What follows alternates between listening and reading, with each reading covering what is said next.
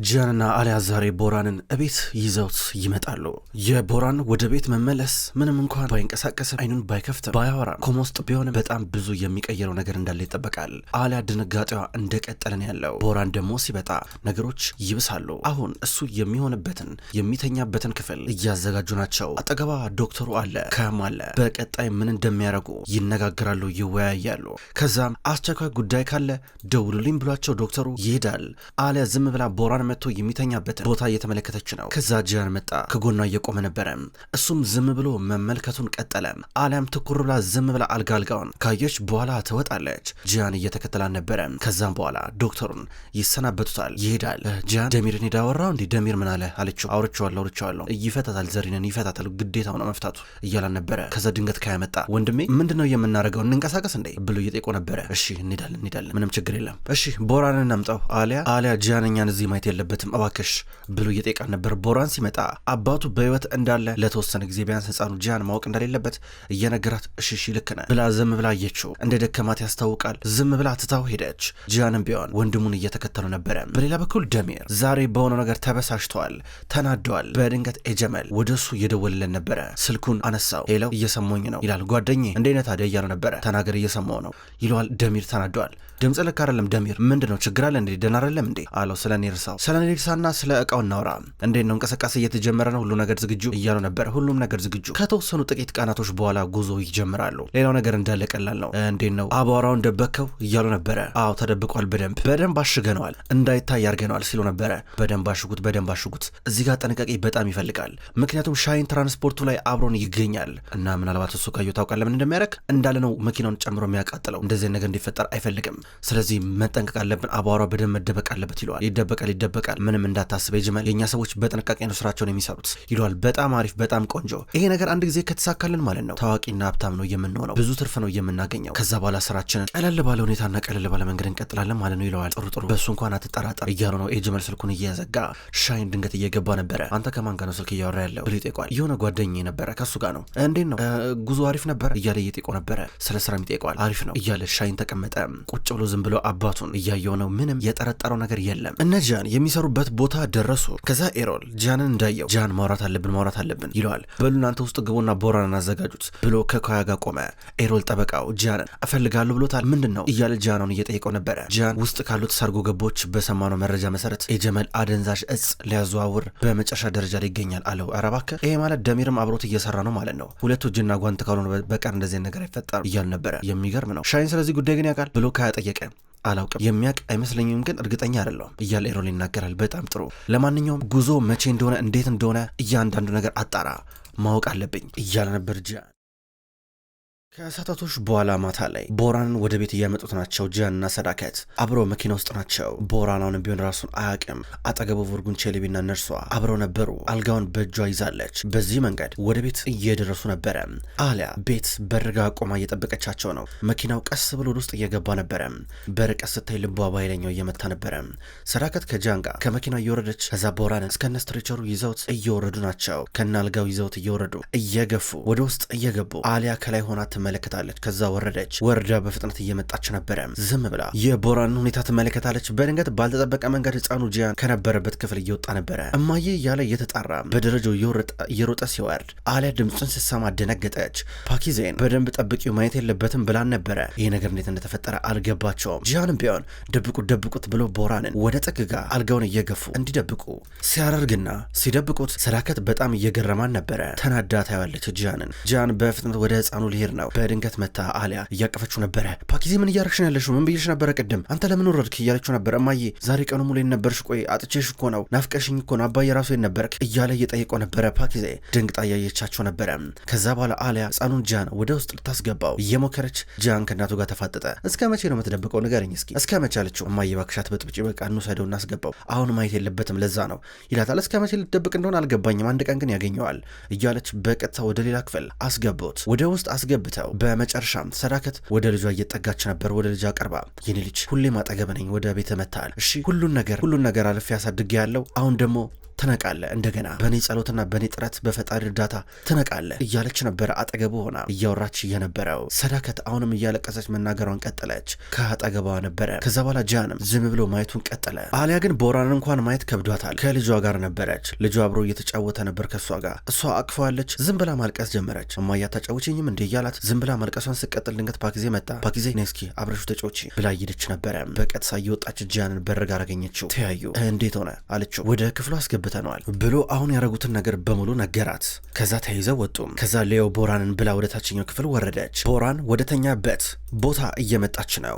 ድንገት ሰዳከት ሰተተች። ሴት አስወጣት። ውጪ ውጪ፣ አንቺ ከዚህ ውጪ፣ ከዚህ ደግሞ ምን ታረጊ መጣሽ ትላታለች። ሰዳከት ምን እያልሽ ነው ያለሽው እያለች አሊያ ጠይቃታለች። ጂያንም ቢሆን ምን ማለት ነው ለምሮ የምትወጣው ማየ ምን ተፈጠረ ሲል ነበረ። ይኸውልሽ እኔ አሁን እዚህ ጋር ዶክተር ነኝ። ዶክተር ስለሆንኩኝ ቦራንን ቼክ ማድረግ አለብኝ። ለዛ ነው አንድ ጊዜ እንኳን ሌዮ እስኪ ቼክ ላርገው ተይኝ እስኪ ብላ አሊያ ልትገባ ነበረ። ሴትዮ ውጪ ከዚህ ብያለሁ። ስሚ ከዚህ በኋላ እሱን ቼክ ማድረግ አትችይም። እንደፈለግሽ መምጣት አትችይም። ማን ያውቃል አንቺ አሁን ደግሞ መተሽ ልትገዩ ቢሆንስ ማን ያውቃል አለቻት። ምን ምሮ የምታወሪ ብላ አሊያ ደንግጣ ጠይቃለች።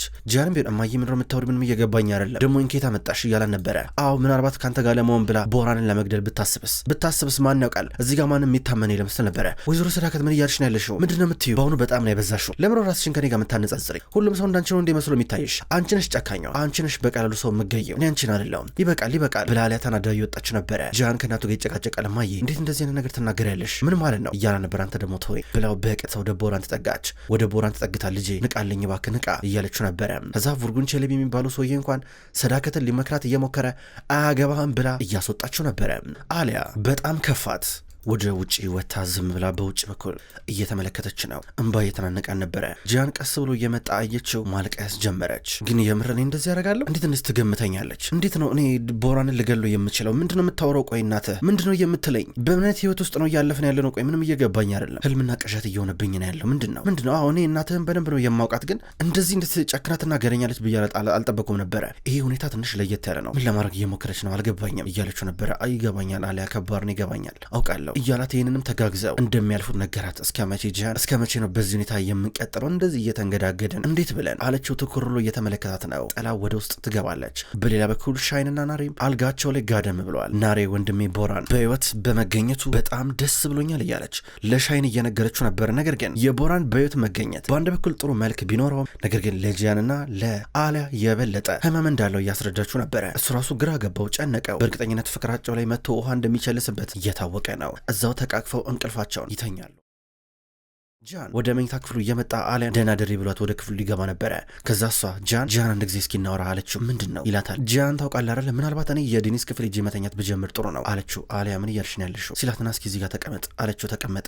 ጃን ይውለ በቃ ቦራን አለ እዚህ ክፍል ውስጥ ታውቃለህ፣ ብዙ ነገር ተፈጥሯል። እዚህ ክፍል ውስጥ ነው መጀመሪያ የጠላው፣ እዚህ ክፍል ውስጥ ነው የተፋቀር ነው። እዚህ ክፍል ውስጥ ብዙ ነገር አሳልፈናል። ብዙ ስሜት አለው የክፍል ለኛ ብዙ ትርጉም አለው ታውቃለህ። ሁለታችንም ደረቆች ነበርን። አንተም ከዚህ ቤት ስሸሽ ነበረ፣ እኔም ከዚህ ቤት ስሸሽ ነበረ። ጃን ብቻ እዚህ ቤት ውስጥ ብዙ ነገር አሳልፈናል እና ምናልባት እዚህ ቦታ ከዚህ በኋላ ላይ መተኛት የለብኝም እያለችው ነበር። ለምን ምን ችግር አለው እያላት ነው። ከዛ እሷ አንድ ጊዜ እንደወሰነች ትነግረዋለች። ደህና ደሪ ብሏት ወደ ውስጥ ይገባል። አስፈላጊ እንዳልሆነ ነግሯት ሶፋ ላይ ተቀመጠ። ግራ ገባው፣ ጨነቀው። እሷን ብትሆን አልጋ ላይ ተቀምጣ ፍጥጥ ብላ ስታየው ነበረ። በጠዋት እነ ፓኪዜ ምግብ እያበሰሉ ናቸው። ከደር ደግሞ ሙዛፈር ይበላሉ። ከዛ ፓኪዜ እያወራች ነው ከኡሙዋን ጋር። እኔ ገርሞኛል ቦራን በህይወት መገኘቱ የሚገርም ነው። ወይዘሮ ሰዳከትማ እዛ ክፍል ውስጥ ደፍረውላት አታስገባንም። ከባድ ነው። እዛ አጠገቡ ከሆናት ያለችው አታስገባንም መጨራሽ። እኔ ግን ቦራን በህይወት መገኘቱ ደስ ይብለኝም። የጃንና የአሊያ ነገር ደግሞ በጣም ነው የሚያሳዝነኝ። በቃ አላርለ እንዴት ነው በጣም አስጨንቆኛል የነሱ ጉዳይ፣ አዘንኩላቸው ስትል ድንገት ሰዳከት መጣች። ለምሮ የምታዝኝላቸው እና ልጅ መሞት አለበት እያልሻለሽው ቦራን ይሞት ነው ሰምቼሻለሁ፣ ቦራን መሞት አለበት ስትይ ነበር አለቻት። እንዴ ወይዘሮ ሰዳከት አልተረዳሽኝም፣ አረ እንደዛ አልወጣኝም ስትል ነበር። ሰምቼሻለሁ፣ በደንብ ነው የሰማሁሽ፣ ምንም ሁሉን ነገር ገብቶኛል፣ ሰምቼሻለሁ።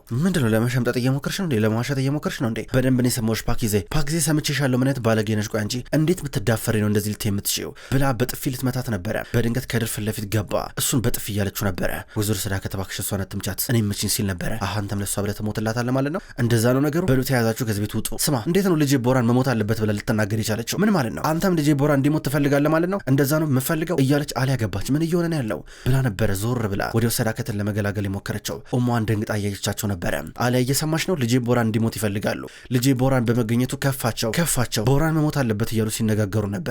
በተለይ ደግሞ ፓኪዜ ስትል ነበር አለች። ኧረ ቆይ አንዴ ወይዘሮ ሰዳከት ምንድነው ነገሩ? ስትል ነበረ። ደግሞ ምን ማድረግ እንዳለብኝ ልነግሪኝ ነው? ደግሞ አንቺ መጣሽ ደግሞ በማያገባሽ ልትገቢ፣ አንቺ ምንም አይመለከትሽም ስለኛ ቤተሰብ። ስሚ አንቺም ሲጀመር ቦራ እንዲሞት ትፈልጊያለሽ ስትራ ነበር። ወይዘሮ ሰዳከት ምን እያለሽ ነው ያለሽው? ወይዘሮ ሰዳከት በጣም ነው ያበዛሽው። በአሁኑ እባክሽ ልክሽን ወቂ፣ የምትናገሪው ነገር ተጠንቀቂ፣ እንደመጣልሽ የምትናገሪው ነገር ከዚህ በኋላ ነው ይኸውልሽ አልታግሽም ስትላል ነበረ። የምናገረውን ነገር ልትመርጭልኝ ነው እንዴ አንቺ? ቆይ ልትመርጭልኝ ነው እንዴ ብላ እሷንም በጥፊ ልትመታት ፓኪዜ እያለቀሰች ነበረ። አሊያ እጇን እየያዘች ነበረ። ጂያን ይገባል። ምንድነው እያለ ነው ምንድነው ብሎ ለመገላገል እየሞከረ በአንድ በኩል ሰዳከት ፓኪዜ ከዚህ ቤት ትውጣ እያለች ወጣች። ከዛም በኋላ ጂያን ምንድነው ያላችሁት ብሎ እየጠየቀ ፓኪዜ ሌላ ነገር እንደተናገረችና ነገር ግን ቦራን መሞት አለበት እንዳላለች በጭራሽ ይህን እንዳልተናገረች ታስረዳለች። ከዛ ጂያን ማንም ከዚህ ቤት አይወጣም እያለ ወጣ ወደ ውጭ ከአሊያ ጋር። ሰዳከት እጅ ልጅ ከዚህ መልቀቅ አለባት ከዚህ ቤት ትውጣ እያለች ነበረ። እማዬን ስለ አንቺ የምትይውን ነገር እኮ ማንም እኮ ያለ እኮ የለም ተረጋጊ ይላታል ጂያን። አሊያ ደግሞ ሰዳከትን ይሰልችተሽኛል ሄጄ ቦራን ሊወስድ ነበር እንዳገብ ይዛ ክፍል ትላታለች። እገባለሁ ሄጄ ቼክ አረጋለሁ ብላ አሊያ ትሄዳለች። ጂያን ይከተላታል። ከያዝም ብሎ እናቱን እያያን ነው። ሰዳከት እና አሊያን ተከትላ እየመጣች ነው። አሊያ ወደ ቦራን ልትጠጋ ብላ ዝም ብላ ቦራንን እያየችው። ከዛ በኋላ ሰዳከት አሊያን ካየች በኋላ ውጪ ከዚህ ትላታለች። አሊያ ደነገጠች። እየወጣች ነበረ። ጂያን ወደ ውጭ እየወጣ አሊያም ተከተለው እየወጣች በቃ እኔ ወደ ስራ ልሂድ ዛሬ የሆነ ስራ አለብኝ ብላ ወደ ሆስፒታል ልትሄድ ነው።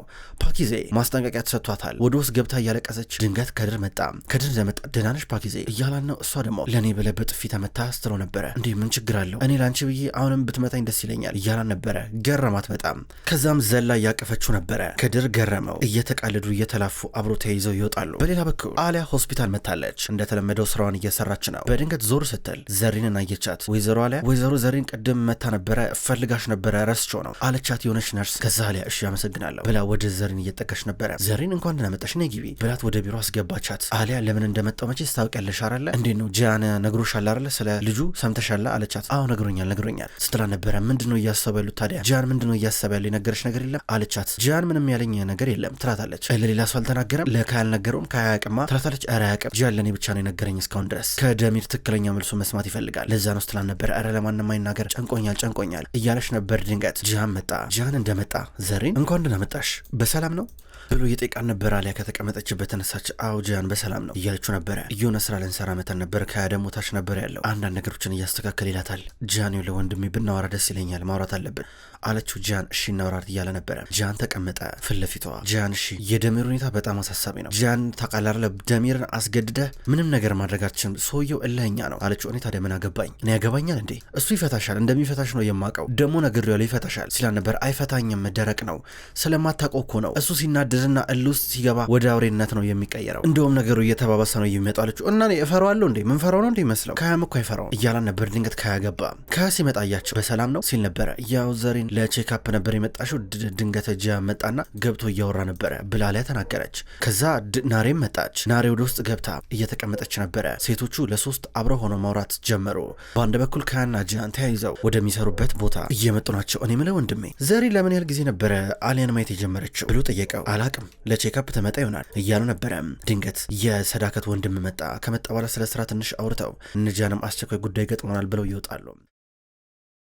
ዘሪን በመጨረሻም ለናሬ እውነቱን እየነገረቻት ነው። ናሬ ጠርጥራ ነበረ። አዎ የተረገዘው ልጅ የካያ ነው እያለች ነው። ናሬ የዘሪን ነገር በጣም አሳዘናት። የሚገርም ነው ሼዳ ላይም የተፈጠረው ነገር ይህ ነው። ከደሚር ጋር አንድ ላይ ነበረች። ከዛ ደሚር በጭራሽ ከሼዳ ልጅ መውለድ ስላልቻለ ሼዳ በመጨረሻም ወደ ጂያን መጣች። ግን ነዲም ነበር ይንዱ ያደረገው። ግን ሼዳም ደስተኛ አልነበረችም እያለች ናሬ የምታስታውሰው ትናገራለች። እባካችሁን ለማንም እንዳትናገሩ ብላ ደግሞ ዘሪን አደራ እያለቻቸው አሊያ ስታባብላን ነበረ። ሰዳከታውንም ከልጇ አጠገብ ናት እያለቀሰች ነው። ከዛ ቡርጉን ቼሊቤን ቀለበቱ የታለ ብላ ጠየቀችው። ቦራን እጅ ላይ ቀለበቱን ስታጣው ይሄው ብሎ ከኪስ አውጥቶ ሰጣት። እላዩ ላይ አሊያ የሚል ስም ተጽፏል። ቀለበቱን በደንብ ተመለከተችው። በደንብ እየጨበጠችው ሁሉ ነበረ። ማታ ላይ እራት ሊበሉ ሁሉም እየተሰበሰቡ ናቸው።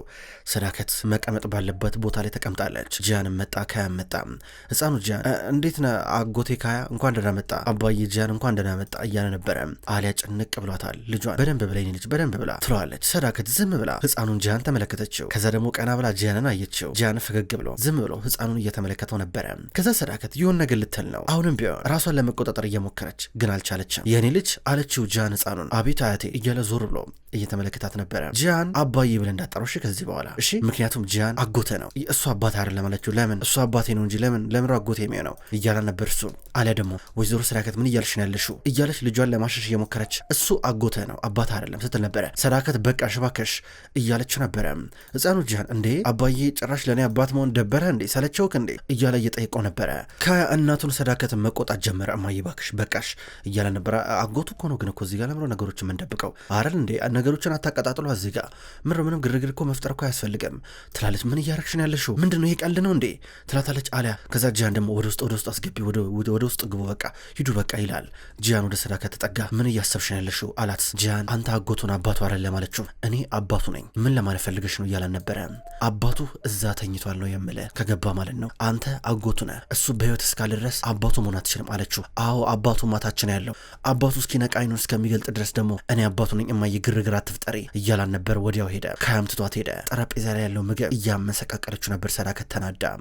ከዛም በኋላ አሊያ ልጇን አቅፋ እንቅልፍ ለማስተኛት እየታገለች ድንገት ጂያን መጣ። ጂያን ሲመጣ በግድ ህፃኑ ለምኖት ናዚ ጋር ጋደም በል አለው። ጂያን ጋደም አለ። እንዲሁ ከአሊያ ጋር እየተያዩ እንቅልፍ ወሰዳቸው። ሁለቱም ዛሬ ረዥም ቀን ከባድ ቀን ነበር ያሳለፉት። ደክሟቸዋል። አሊያም ጂያንም ተኙ። በመካከላቸው ጋደም ብሎ የነበረው ህፃኑ ጂያን ከተኛበት ተነሳና ትቷቸው ወጣ። ወደ ክፍሉ ሄደ በሩን ሳይዘጋው። ሰዳከት እየመጣች እያለ በሩን ክፍት ሆኖ ስታየው ምን ተፈጠረ ብላ ገባች። ስትገባ ሁለቱም አንድ አልጋ ላይ ተኝተው ስታያቸው አበደች። እንዴ እናንተ ምን እያደረጋችሁ ነው ያላችሁት? ጂያን በጣም ታሳፍራለህ፣ በጣም ነው የምታሳፍረው፣ ብልግና ነው ስትል ነበረ። ጮኋ ወጣች። ጂያን ደግሞ እማዬ ተረጋጊ እያለ ወዲያው ሊወጣ ነበር ጫማውን አድርገው። አሊያ ደግሞ ዴኒዝ የት አለ ብላ ትፈልገዋለች። ጂያን ተናደው ወደ ክፍሉ ገባ። ያልተጠበቀ ክስተት። እሷም አልጋዋ ላይ ጋደም እንዳለች ነው። እንደዚሁ እንቅልፍ ሳይተኙ እንደተበሰጫጩ ምሽቱ ሄደ ነጋ። በጧት እሙ እየመጣች ነው። በሩን አንኳኳች። ገባች። ሁለቱም ወደ እሷ እየቀረቡ ምንድን ነው እያለው ነበረ። ወይዘሮ ሰዳከት እየጠራቻችሁ ነው አለቻቸውና ዞር አለች። ጂያን ተደወለለት። የደወለለት ጠበቃው ኤሮል ነበረ። ጂያን እኔም መጥቻለሁ እያሉ ነበረ። አንተም ተጋብዘሃል? መጣን እያሉ ነበረ። ምንድነው የተዘጋጀልን ብለው እያሰቡ ብዙ እየተብሰለሰሉ ቀረቡ ወደ ሰዳከት ናሬንም ጠርታታለች። ኤሮል መቶ ተቀምጠዋል። ኤሮል ምን ልትል እንዳለ ስለገባው በጣም ተሸማቆ ነበረ ዝም ብሎ መሬት ሲመለከት የነበረው። ጂያን እንዲሁም አሊያ መጡ። እንዴ ናሬም ተጠርታለች እንዴ ብሎ ጂያን እየጠየቀ ነበር። አዎ ጠርቻታለሁ በደንብ እንድታይ ካልቦራ ቤተሰብ የሚጠበቀውን ነገር እናረጋለን። የኛ ቤተሰብ የሚመጥነው ነገር ነው የምናረገው ዞሮ ትላለች። ካያም እየመጣ ነበር። እማዬ ችግር አለ እንዴ ሲል ነበር። ካያ ችግር የለም ና ተቀመጥ መስማት ያለብን ነገር ትሰማለህ እያለች ከተቀመጠችበት ተነሳች። ጂያን እንግዲህ እኔ ሳላንዛዛው ነገሩን ባጭሩ ነግራቸዋለሁ እሺ ብላ ከኪሷ ውስጥ ቀለበቱን አወጣችና ዘረጋች በእጇ። ሁለቱም እያዩን ነበረ። እዚህ ስም ላይ የአሊያ ስም ተጽፏል። ይህ እንግዲህ የጋብቻችሁ ቀለበት ነው፣ ኒቃ ያሰራችሁበት ቀለበት ነው አለች። ከዛ በኋላ ጂያን አዎ እና ምንድን ነው ብሎ እየጠየቀ ነበረ። አሊያ ስምሽ እዚህ ላይ ተጽፏል ብላ ጠረጴዛ ላይ አስቀመጠችው። ቦራን በህይወት እስካለ ድረስ ይሄ ጋብቻ ፌክ ነው፣ ይሄ ጋብቻ ከንቱ ነው ብላ ተናገረች። ከዛ ጂያንና አሊያ ደንግጠው እያዩን ነበረ። ሰዳከት ልክ እንደሆነች ያውቃሉ። ከዛ ሰዳከት ኤሮል ንገራቸው እስኪ በጠበቃ አንደበትህ ንገራቸው ብላ እድሉ ለሱ ሰጠችው። ከዛ እሱ ያው እንግዲህ ከመጀመሪያው ጀምሮ እሱ የሞተ መስሎን ነበር ይሄ ጋብቻ የተመሰረተው። ስለዚህ እሱ በህይወት አለ ማለት ከመጀመሪያው ጀምሮ ጋብቻው ትክክል አልነበረም ነበር ማለት ነው እና በባዶ ይባዛል ማለት ነው ብሎ ተናገረ። ከዛ በኋላ ሰዳከት ወረቀት አወጣች። በሉ ከዚህ በኋላ ጊዜ ማቃጠል የለብንም፣ ሁለታችሁም እዚህ ትፈርማላችሁ፣ አሁኑኑ ትፋታላችሁ ብላ ወረቀቱን አወጣች። እንዲፈርመው ጠረጴዛ ላይ እያስቀመጠችው ነበረ። አሊያና ጂያን ተያዩ። ለሁለቱ ከባድ ፈተና ነው። ቱም ተፋጠዋል።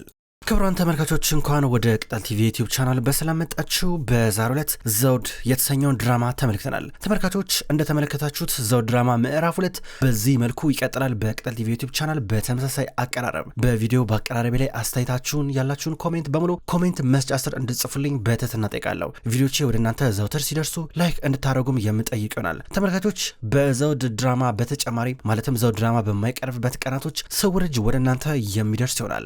ሁለቱ ድራማዎች እንድትከታተሉ ጠይቃለሁ። በቀጣይ በአዳዲስ ቪዲዮዎች እስከምንገናኝ ድረስ በያላችሁበት መልካም ቆይታ ይሆን።